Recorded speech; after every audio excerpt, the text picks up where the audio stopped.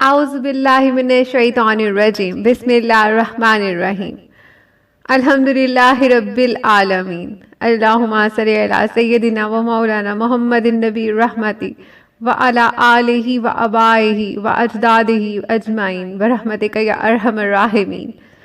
السلام علیکم، میں ہوں سیدہ فاطمہ، الف اللہ اسم چینل میں خوش آمدید۔ مومن کے لیے روز حشر سے پہلے کیا سزا ہوگی؟ واضح رہے کہ کبھی کوئی مرد مومن اور ولائے آل رسول رکھنے والا بھی بعض گناہوں میں مبتلا ہو جاتا ہے، پس جب اللہ اس کے لیے نیکی کا ارادہ کرتا ہے تو دنیا میں ہی اسے تعجیل کے ساتھ سزا مل جاتی ہے اور کبھی عالم برزخ میں سزا ملتی ہے۔ یہ بات احادیث سے ثابت ہے، چنانچہ پیغمبر اسلام صلی اللہ علیہ وآلہ وسلم فرماتے ہیں کہ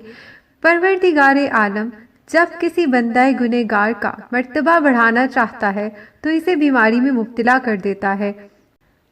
اگر ایسا نہ کرے تو اسے فقر و احتیاج میں مبتلا کر دیتا ہے، اور اگر ایسا بھی نہ ہو تو اس پر موت کی سختی بڑھ جاتی ہے تاکہ اس کے گناہوں کا کفارہ ہو جائے۔ عمرو ابن یزید کا قول ہے کہ میں نے حضرت ابو عبداللہ امام صادق علیہ السلام سے کہا، ہمارے اصحاب میں سے کچھ لوگ ایسے ہیں جو کبائر کا ارتکاب کرتے ہیں۔ حضرت علیہ السلام نے فرمایا، اے عمرو، اولیاء اللہ کو برا نہ کہو۔ ہمارے دوستوں میں سے اگر کوئی ایسے گناہوں کا ارتکاب کر لیتا ہے جو معجب عقاب ہوں تو اللہ اس کو جسمانی مرض میں مبتلا کر دیتا ہے، یہاں تک کہ وہ مرض کفارہ و نوب بن جاتا ہے۔ اگر مرض سے عافیت ہو تو اللہ اس کو مالی نقصان میں مبتلا کرتا ہے، اگر ایسی بلاؤں سے وہ محفوظ رہے تو اولاد کے بارے میں مبتلا کر دیتا ہے، اگر دنیاوی مصائب سے وہ محفوظ رہ جائے تو برزخ کی سختی میں مبتلا ہو جاتا ہے، تو نزاع کی سختی میں مبتلا ہو جاتا ہے، یہاں تک کہ جب اس کی روح بدن سے نکلتی ہے تو اللہ اس سے راضی ہو۔ مردوں کو کون سے فرشتے منتقل کرتے ہیں اور کہاں؟ میں شیخ طوسی علیہ رحمہ کی کتاب امالی کے حوالے سے امام جعفر صادق علیہ السلام کی یہ حدیث ہے کہ رسول اکرم صلی اللہ علیہ وآلہ وسلم کا یہ فرمان ہے کہ اللہ کے فرشتے ایسے بھی ہیں جو مرنے والوں کو ان کی قبروں سے منتقل کر کے ایسے مقام پر پہنچا دیتے ہیں جو ان کے لیے مناسب ہوتا ہے۔ اسی کتاب میں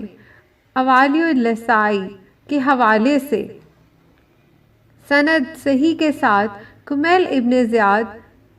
نہائی سے روایت ہے کہ حضرت امیر المومنین علی علیہ السلام نے فرمایا، تم اپنے مردوں کو جہاں چاہو دفن کرو، اگر وہ نیکوکار ہوں گے تو ملائکہ انہیں بیت اللہ اور مدینہ رسول صلی اللہ علیہ وآلہ وسلم کے قرب میں منتقل کر دیں گے، اور اگر وہ فاسق و فاجر ہوں گے تو ان کو اس مقام پر پہنچا دیں گے جس کے وہ اہل ہوں گے۔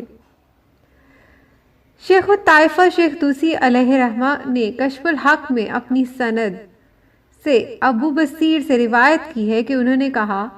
میں نے حضرت ابو عبداللہ امام صادق علیہ السلام کے ساتھ حج کیا تو امام علیہ السلام نے مدینے میں اپنے جد امجد رسول اکرم صلی اللہ علیہ وآلہ وسلم کی قبر کی زیارت کی اور ہم نے بھی زیارت کی۔ پس میں نے کہا، اے فرزند رسول صلی اللہ علیہ وآلہ وسلم، یہ ملائکہ کا میت کو ایک جگہ سے دوسری جگہ منتقل کرنا کیسے ہوتا ہے؟ تو امام علیہ السلام نے فرمایا، اے ابا محمد، اللہ نے 70,000 فرشتے ایسے پیدا کیے ہیں جن کو نقالہ یعنی منتقل کرنے والے کہا جاتا ہے، پس یہ فرشتے زمین کے مشرق و مغرب میں پھیل جاتے ہیں اور وہ مردوں کو ان کے مناسب مقامات پر بدلتے رہتے ہیں، ایک کو اٹھا کر دوسرے کو اس کی جگہ یوں رکھ دیتے ہیں کہ تمہیں کچھ پتہ نہیں چلتا، اور اللہ اپنے بندوں پر ذرا سا بھی ظلم نہیں کرتا۔